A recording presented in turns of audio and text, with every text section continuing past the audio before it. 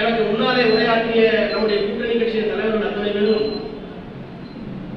இந்த தேர்தல் எதை நோக்கி நடத்தப்படுகிறது என்பதையும் தமிழ்நாட்டில் மட்டுமல்ல இந்திய தேசத்தினுடைய அரசியலையே மாற்றக்கூடிய முன்னோட்டமாக இந்த தேர்தல் அமைந்திருக்கிறது என்பதையும்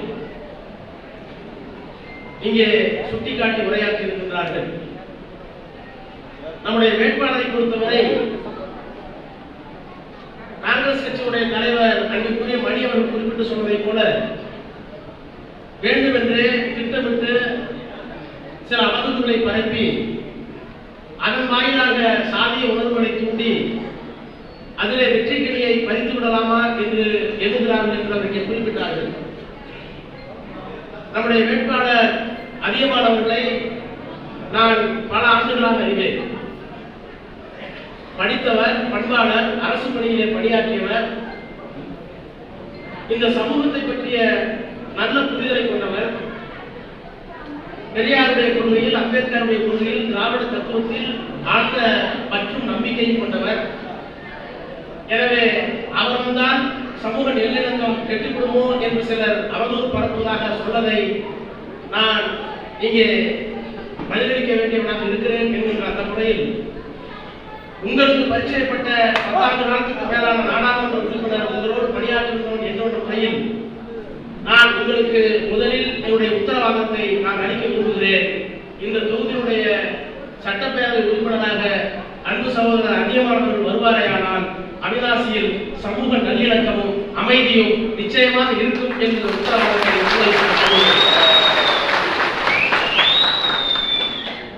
இந்த நிலையில் வந்ததற்கு பிறகு இங்கே இருக்கின்ற பெரிய சமுதாயமாக இருக்கிற கொங்கு வேளாளர் சமுதாயத்தையும் அருந்ததி சமுதாயத்தையும் நான் அறிவேன்.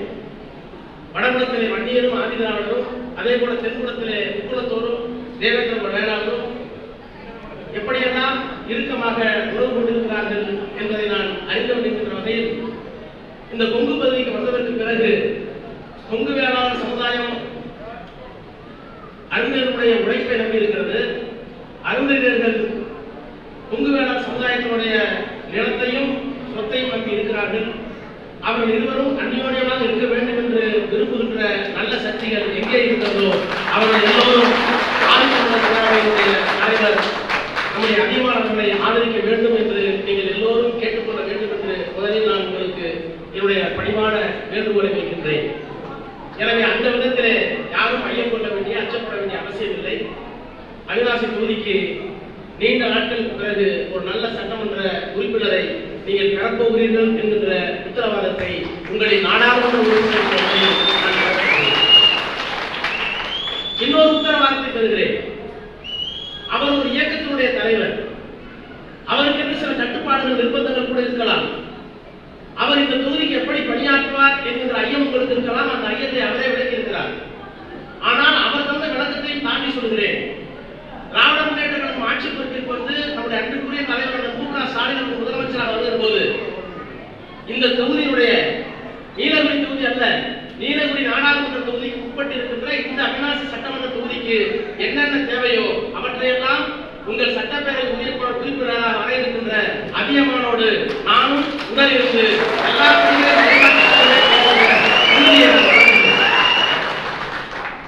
எனவே சட்டமன்றத்திற்கு வர வேண்டிய பணிகள், சட்டமன்றத்தில் இருக்கிற எல்லா சமூக மக்களுக்குமான சமூக நல்லிணக்கம், இவைகளுக்கெல்லாம் இந்த பகுதியை அறிந்த கலைஞரோடு, தலைவர் இருக்கிற தலைவரோடு திறந்தோடு தொலைபேசியிலோ நேரடியாகவோ பேசுவதற்கு சந்தர்ப்பம் இருக்கின்ற உங்களின் நாடாளுமன்ற உறுப்பினர் ராஜா சொல்லுகிறேன். இது சட்டமன்ற தொகுதியுடைய வளர்ச்சி பணிகளாக இருந்தாலும், இங்கே இருக்கின்ற சமூக மக்களுடைய நல்லிணக்கமாக இருந்தாலும் அவர் சார்பில் நான் மீண்டும் மீண்டும் உறுதியளிக்கிறேன். இந்த தொகுதி வளம் பெறும், நலம் பெறும்.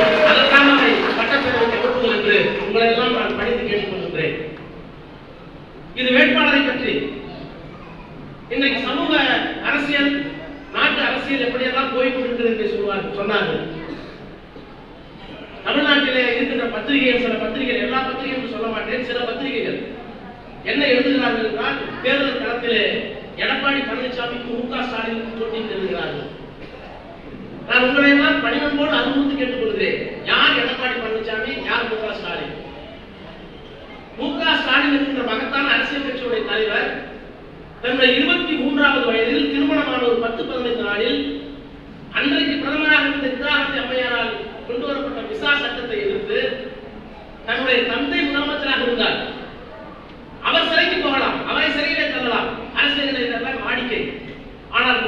அமைச்சருடைய பிள்ளை என்ற ஒரே காரணத்துக்காக ஆட்சி கலைக்கப்பட்டு 23 வயதில் புது மாப்பிள்ளையாக சிறைக்கு போய் ஓராண்டு காலம் சிறையில இருந்து பொது வாழ்க்கையில தியாகத்தை அடிப்படையாக கொண்டு அரசியலுக்கு வந்த அந்த இளைஞர், அந்த இளைஞர் தான் திராவிட முன்னேற்ற கழகத்தினுடைய கட்சியிலும் ஆட்சியிலும் 2 பரிமாணங்களிலே வளர்ந்திருக்கிறார். கட்சியிலே அவர் எங்கிருந்து வந்தார்? முதலில் மாவட்ட பிரதிநிதி, அதற்கு பிறகு பொதுக்குழு உறுப்பினர், அதற்கு பிறகு செயற்குழு உறுப்பினர், அதற்கு பிறகு இளைஞரணி செயலாளர், அதற்கு பிறகு பொருளாளர், துணை பொதுச் செயலாளர், அதற்கு பிறகு பொருளாளர், அதற்கு பிறகு செயல் தலைவர். கலைஞர் உடல்நிலை செல்லாமல் போது கலைஞர் மறைந்ததற்கு பிறகு அவர் தலைவர். ஆக மாவட்ட பிரதிநிதியை தொடங்கி தன்னுடைய பொது வாழ்க்கையை சிறைப்பட்டு ஓராண்டு காலம் சிறையிலே இருந்து படிப்படியாக வளர்ந்து பரிணாம வளர்ச்சி பெற்று இன்றைக்கு தலைவராக இருக்கிறார். இது கட்சியில் அவர் வகித்த பங்கு பொது வாழ்க்கையில் கடந்த 40 ஆண்டு காலமாக. ஆட்சி பொறுப்பு நிர்வாகம் என்று எடுத்துக்கொண்டால் அவர் முதலாக சட்டப்பேரவை உறுப்பினர், 1000 தொகுதிகளுடைய சட்டமன்ற உறுப்பினராக அந்த மக்களுடைய நன்மதிப்பை பெற்றவர். பிறகு சென்னை மாநகரத்துடைய மேயர், பெரிய நகரத்துடைய மேயர், இங்கே குறிப்பிட்டு சொன்னார்களே, அவர் மேயராக இருந்தபோதுதான் 10 பாலங்கள் சென்னையில வந்து சேர்ந்தது. ஒரு 2 நாட்களுக்கு முன்னாலே ஆங்கில தொலைக்காட்சி ஒன்றை பார்த்திருக்கிறீர்களே, அதை நானும் அமைச்சர் பாண்டியராஜனும் கலந்து கொண்டோம். இந்தியாவுடைய பத்திரிகை தமிழ்நாட்டுடைய தேர்தல் களத்தை இடைபடுவதற்காக என்னையும் பாண்டியராஜனையும் அழைத்திருந்தார்கள். அப்படி அழைத்திருந்த நேரத்தில் பாண்டியராஜன் சொன்னார்,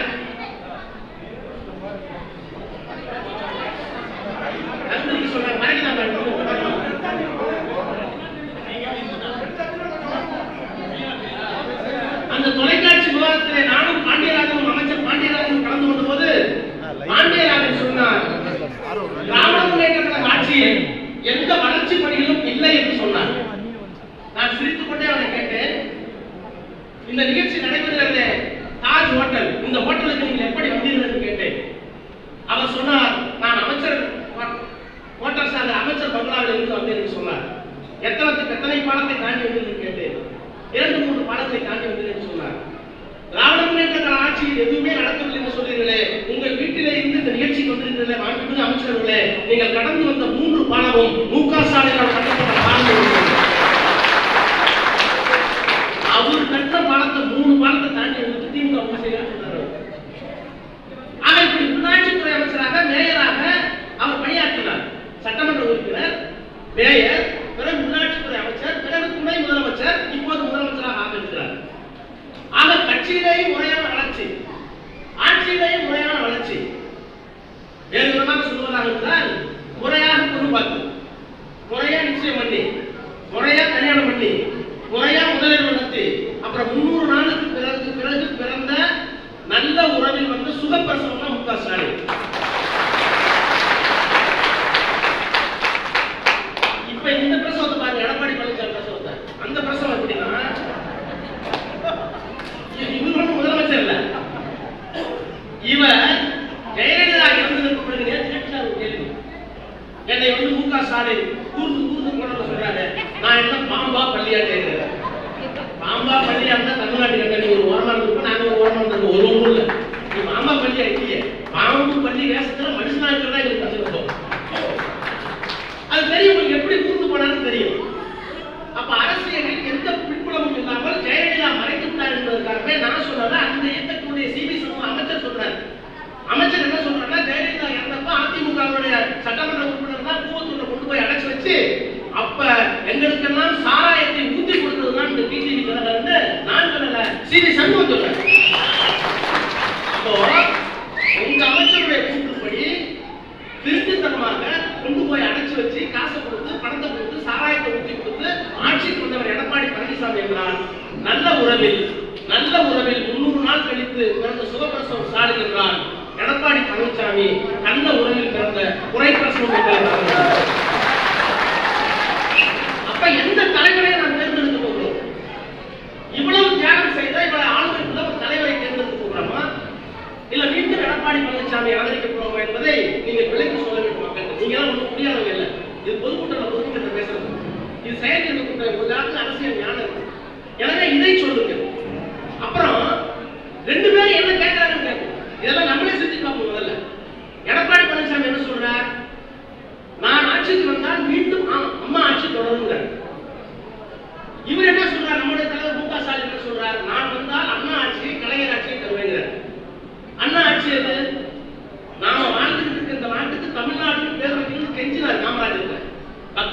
செஞ்சார் அண்ணா. நம்ம பேசுறது தமிழ், நம்ம வாழ்ந்த நாடு தமிழ்நாடு. இதுக்கு தமிழ்நாடுன்னு பேர் வைக்க முடியாது. அதுக்காக உண்ணாவிரதம் இருந்து ஒரு நாடாளுமன்றத்தை சேர்ந்தவர் 60 நாள் உண்ணாவிரதம் தமிழ்நாடுன்னு பேர் வைக்காம செத்தே போனார். ஆனால் அண்ணா ஆட்சி பொறுப்புக்கு வந்ததற்கு பிறகுதான் இந்த நாட்டிற்கு தமிழ்நாடு என்று பெயர் வைக்கப்பட்டது. அது அண்ணாவுக்கு அடையாளம். நம்ம எல்லாம் செஞ்சு நம்ம பேரப்புல செஞ்சு பேரப்போட கொடுக்கிறவங்க செஞ்சு நான் 1000 வருஷம் கழிச்சு வந்து படிச்சு பார்க்கறவன் தமிழ்நாட்டுக்கு யாருக்கு பேர் வச்சது யாருன்னு கேட்டா பேரறிஞர் அண்ணா பேர் இருக்கான்னு சொல்ல முடியுமே தவிர இன்னொரு பேர் சொல்ல முடியும். கலைஞர் முதலமைச்சராக இருந்தார். வந்தது பிள்ளைகளுக்குலாம் தெரியாது. மனுஷனை வச்சு இருந்தான். கைரிக்ஷா அந்த கைரிக்ஷாவை ஒழிச்சதுல இருந்து ஒவ்வொரு கிராமத்துக்கும் மின்சாரத்துக்கு கொடுப்பதுல இருந்து பெண்களுக்கு சொத்துல இருந்து இலவச மின்சாரத்துல இருந்து தமிழ செம்மொழியாக்குறதுல இருந்து கம்ப்யூட்டர் கொண்டு போய் தாழ்த்தப்பட்டவங்களுக்கு பிற்படுத்தப்பட்டு சேர்த்ததுல இருந்து பேருந்துகளை தேசியமயமாக்குறதுல இருந்து எல்லா அடையாளமும் கலைஞர் கொண்டு. அப்ப அண்ணா ஆட்சியை நான் கொண்டு வருவேன், கலைஞர் ஆட்சியை நான் கொண்டு வருவேன்னா ஒரு அர்த்தம் இருக்கு. கலைஞர் மாதிரி ஆட்சி நடத்த நல்லது செய்வேன். எடப்பாடி பழனிசாமி என்ன சொல்றாரு, நான் அம்மா ஆட்சி கொடுத்தாங்க. அம்மா ஆட்சி என்ன ஆச்சு? கலைஞர் கேட்டாங்க, ஜெயலலிதா உங்களுக்கு பிடிச்சது எதுன்னு கேட்டாங்க. கலைஞர் சொன்னார், அந்த அம்மாவுடைய துணிச்சல் எனக்கு பிடிக்கல.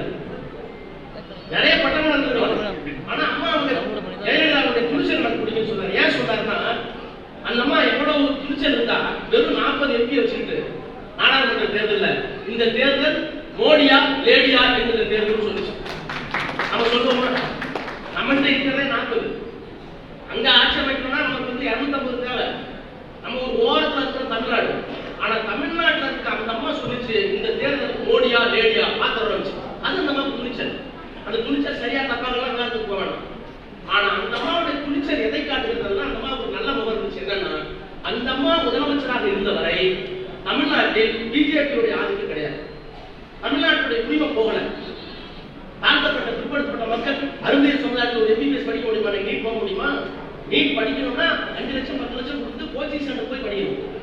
நம்ம படிக்கிறதுக்கே அருந்திய சமுதாயத்தில் வசதி இல்லை. ஏன் கொண்டு வேடா சமுதாயத்தில் எவ்வளவு வசதி இருந்தாலும் டெல்லியிலயோ சென்னையிலயோ படிக்க முடியுமா? +2ல என்ன மார்க் வாங்கணுமோ, கொங்கு வேளாளராக இருந்தாலும், அருந்ததியராக இருந்தாலும், செட்டியாராக இருந்தாலும், முதலியாராக இருந்தாலும், நாயுடுவாக இருந்தாலும், எந்த ஜாதியாக இருந்தாலும் உங்க பிள்ளைங்க கஷ்டப்பட்டு படிக்குது. படிச்சதுல என்ன மார்க் வாங்கணுமோ அதை டாக்டர் இன்ஜினியர் வக்கீல் போக வேண்டியது. நான் விவசாய குடும்பத்தில் பிறந்தேன். 8வதுக்குள்ள எங்களுக்கு ஒரு 4 ஏக்கர் நிலம் இருந்தது. அதை வச்சு அப்பா படிக்க வச்சாரு.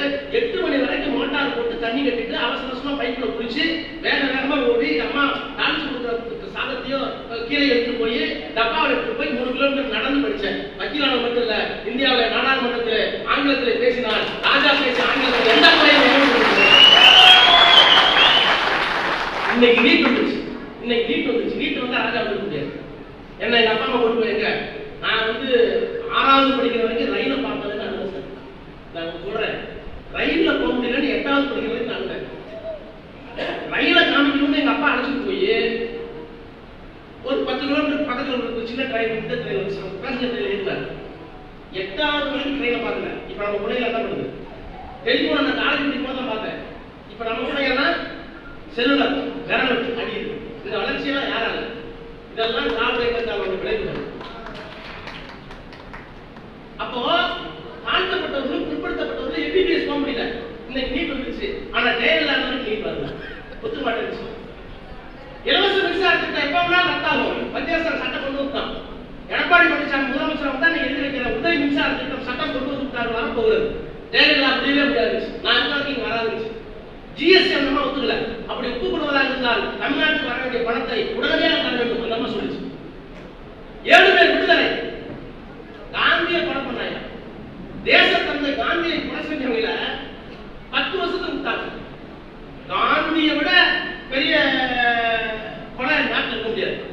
ஆனால் ராஜீவ் காந்தி படுகொலையில் 30 ஆண்டு காலமாக சிறையில் இருக்கிறார்கள். போதுமான சாட்சியங்கள் இல்லை என்று இப்போது போலீஸ்காரராக விசாரித்த அவரே நான் தப்பு பண்ணிட்டேன்னு சொல்றாரு. அவர்களை விடுதலை செய்ய வேண்டும் என்று சட்டமன்றத்தில் போய் தீர்மானம் போட்டால் 7 தமிழர்களை விடுவிப்பதற்கு எடப்பாடி பழனிசாமி ஒத்துக்கிறாரான்னு ஒத்துக்க மாட்டேங்கிறார். கவர்னர் இருக்கு, உங்க கவர்னர். அப்போ ஜெயலலிதா இருந்தா நடக்குமா? அதனால கலைஞர் சொன்னா எங்களுக்கு பிரச்சனை இருக்கு ஜெயலலிதாவோட. ஆனா ஜெயலலிதா ஒரு துணிச்சல்கார பெண்மணின்னு சொன்னார். அப்ப அந்த துணிச்சல்கார பெண்மணி யார்? எடப்பாடி பழனிசாமி அம்மா உயிரோடு இருந்தவரை தமிழ்நாட்டுடைய உரிமையை ஜெயலலிதா விட்டுக் கொடுக்கவில்லை. இது ஜெயலலிதா நேர்முகமான பாசிட்டிவ் பேஸ், நேர்முகமான முகம். இப்ப எடப்பாடி பழனிசாமி அம்மா ஆச்சுன்னா அது மாதிரி சொன்னாருன்னா பரவாயில்ல, நீட் கொடுத்தாரு.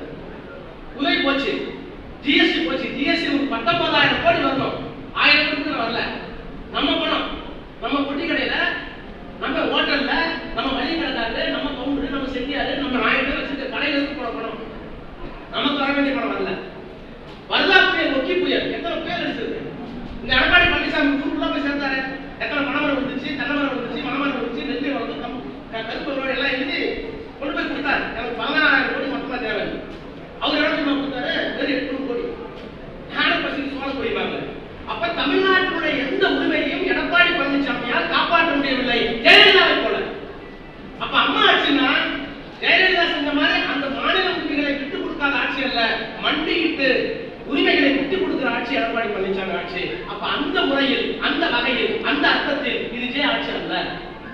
அப்ப ஏன் அவர் அம்மா ஆட்சி சொல்றாரு? காரணம் ஏன்னா அம்மாவோட இன்னொரு முகம் என்னன்னா, இதுவரைக்கும் எத்தனையோ ஊழல் குற்றச்சாட்டு ஆளாகி முதலமைச்சர் ஜெயிலுக்கு போனாங்க, அமைச்சர் போயிருக்காங்க. நானே 18 மாசம் ஜெயில இருந்தேன். 1,76,00,000 தலை சுத்திச்சு எனக்கு. அந்த பணத்தை எங்க வைக்கிறதே தெரியல.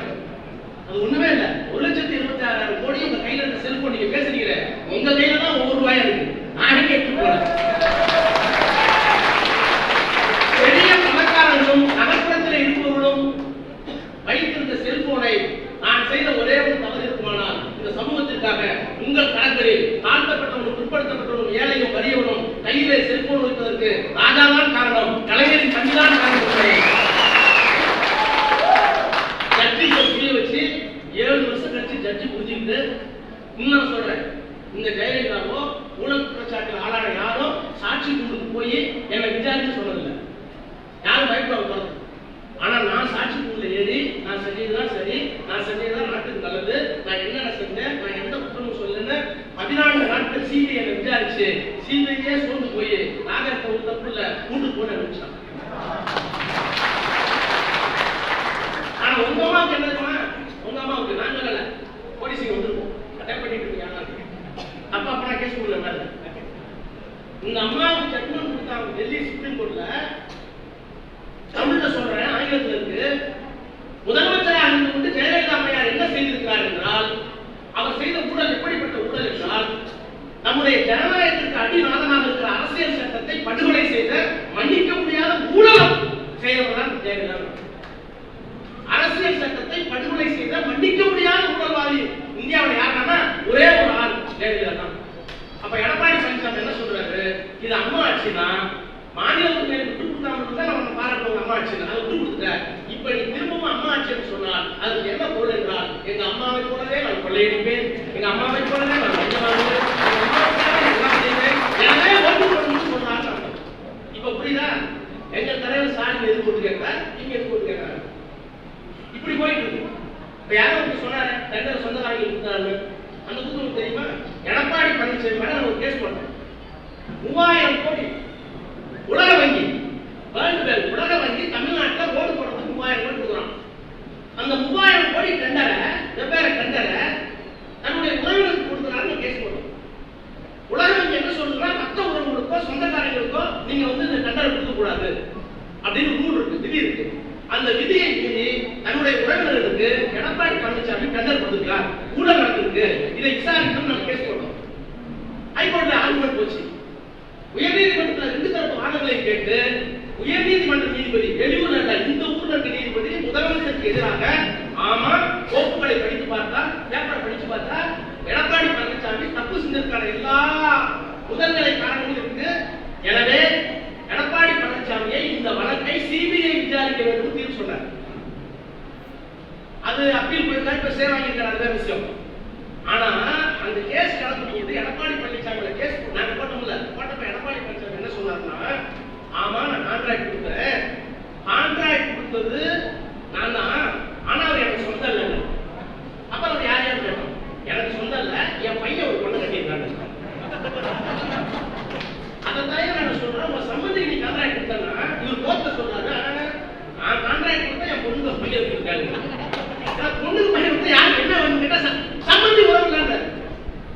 அந்த கேஸ் பெண்டிங்ல இருக்கு. அப்புறம் வேலுமணி மேல விஜயபாஸ்கர் ஊழல் பிரச்சாரம் போயிட்டே இருக்கு. இப்படி ஒரு ஊழல் ஆட்சிக்கு இருக்கிறது. ஆனா இந்த 2 பேருக்கு கை, ஓபிஎஸ் கை, இபிஎஸ் கை பிடிச்சிட்டு அது மோடி சொல்றாரு திமுக ஊழல் கட்சி.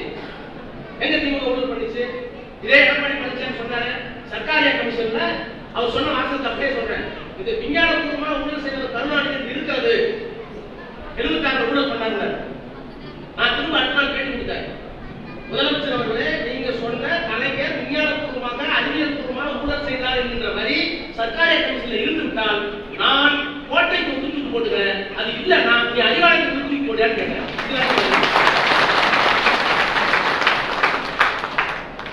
அப்படி ஒரு மோசமான ஆட்சி சொல்லலாம். நீங்க ஏதோ ஒண்ணு ரெண்டு நல்லது நடந்தது இருக்கு, இல்லைன்னு சொல்லல, ஒருத்தர் செஞ்சா நல்லதுன்னு சொல்லி கண்டுக்கலாம். எப்படி பாருங்க, அவர் என்ன செஞ்சாரு, நான் விவசாயம் பண்ணி தள்ளுபடி செஞ்சுட்டேன், நான் 32,000 ரூபாய் பணம் கொடுத்தேன், அதெல்லாம் சொல்றேன். இதெல்லாம் எப்படி வரும் தெரியுமா? கிராமத்துல போய் சொல்லுங்க, நானே சாட்சி. கரோனா காலத்தில் பொங்கல் விழாவை கொண்டாடுவதற்கு ஏழைகள் திண்டாடுகிறார்கள். எனவே ஒரு குடும்பக்காரனுக்கு 5000 ரூபாய் கொடுக்கணும் அப்படின்னு அறிவித்தார் எங்க தலைவர் மு க ஸ்டாலின். அப்ப நானே கேட்டேன், 5000 ரூபாய் ரொம்ப அதிகமா இருக்கா? 2 கோடி கார்டு இருக்கு, 5000 ரூபாய் கஜானா தாங்குவான்னு நான் கேட்டேன். அப்ப தலைவர் சொன்னாரு, இல்ல ராஜா, 5000 சொன்னாதான் எடப்பாடி பழனிசாமி 2000 ரூபாய் கொடுப்பாரு.